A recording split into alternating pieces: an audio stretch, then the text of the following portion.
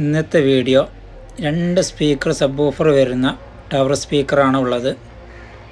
സിബ്രോണിക്കിൻ്റെ 2 speaker വരുന്ന tower speaker കൊടുക്കാനുള്ളതാണ്.